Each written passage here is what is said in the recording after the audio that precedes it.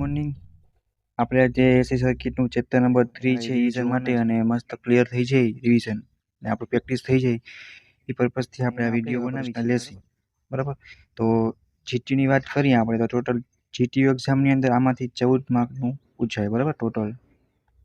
અને આપણે બીજું જોઈએ તો ચેપ્ટરનું નામ સિંગલ ફેઝ સર્કિટની વાત કરવાના છે આપણે બરાબર. એક સર્કિટ છે એ સમજવી જરૂરી છે બરાબર અત્યારે બરાબર. તો આ ચેપ્ટરમાંથી કી આઈએમપી ક્વેશ્ચન જીટીયુ એક્ઝામ માટે અથવા મિડ એક્ઝામ માટે અને તમે પ્રેક્ટિસ કરી અને તમારું થઈ જાય બરાબર એમાં કેવા ક્વેશ્ચન આવી શકે એની આપણે ડિસ્કશન કરવાના છે બરાબર. અને આની પહેલાં આપણે ચેપ્ટર નંબર 2નો વિડીયો બનાવ્યો હતો જે લોકોને જોવાનો બાકી હોય બરાબર તો આપણે હેઠળ ડિસ્ક્રિપ્શનમાં એની લિંક નાખી દઈશું તો એ લોકો જોઈને ક્લિયર કરી લઈએ એના પ્રશ્ન બરાબર.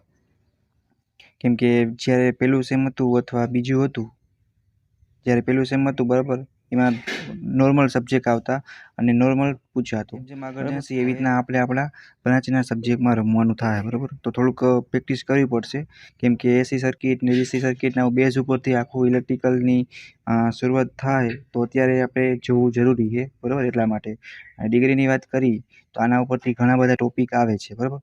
તો અત્યારે આ આવડતું હોય તો એમાં પણ સહેલું રહે બરાબર.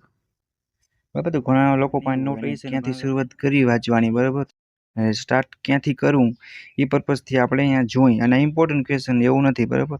અને આ જે લોકોને કરેલા હશે ને 100% ગેરંટી આપી કે બીજા નોર્મલ ક્વેશ્ચન ગમે એવા પૂછાશે ને ત્યાં વાંધો નહીં આવે કેમ કે આ પ્રશ્ન જે ટાઈપના છે બરાબર.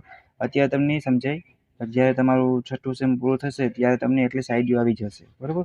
કે પેલો પ્રશ્ન કેવો હોઈ શકે બરાબર કે એસી સમાંતર પરિપથને ઉકેલવા માટેની સદિશ પદ્ધતિ ટૂંકમાં સમજાવો.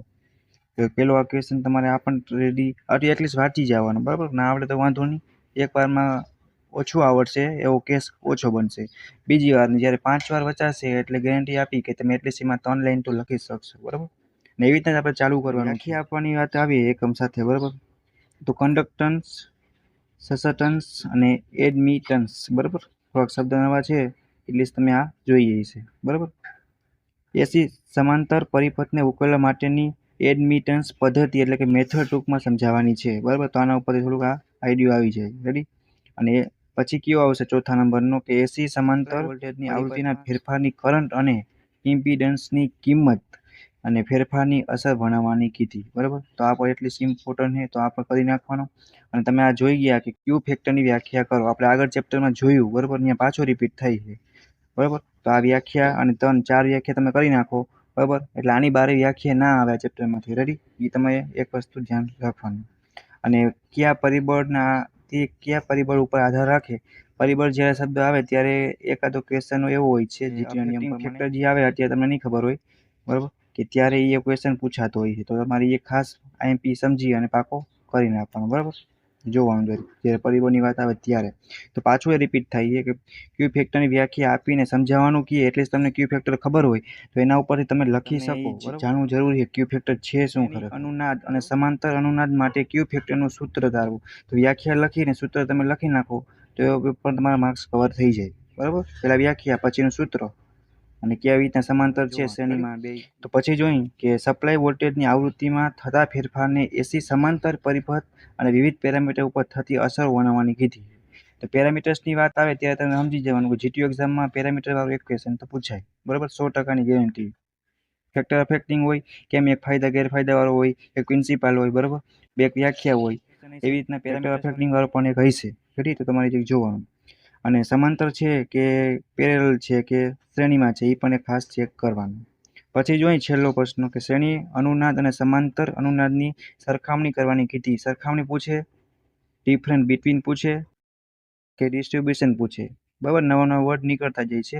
પહેલાં ખાલી કમ્પેર આવતું ડિફરન્ટ બિટવીન આવે આપણે ગુજરાતીમાં તફાવત તરીકે જોયું હોય છે. ડિસ્ટ્રીબ્યુશન આવે છે બરાબર.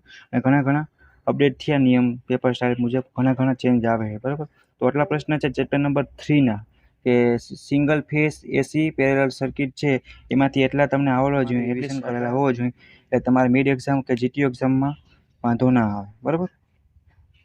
એટલે તમારે પ્રેક્ટિસ મિડ એક્ઝામ માટેની અને જીટીયુ માટેની થઈ જાય. કોઈને નોટ્સ ના હોય તો આપણે પીડીએફ બનાવીને લિંક પર ડિસ્ક્રિપ્શનમાં નાખી દઈશું તો જે લોકોને ડાઉનલોડ કર્યું હોય તો કરીને પ્રેક્ટિસ કરી શકે.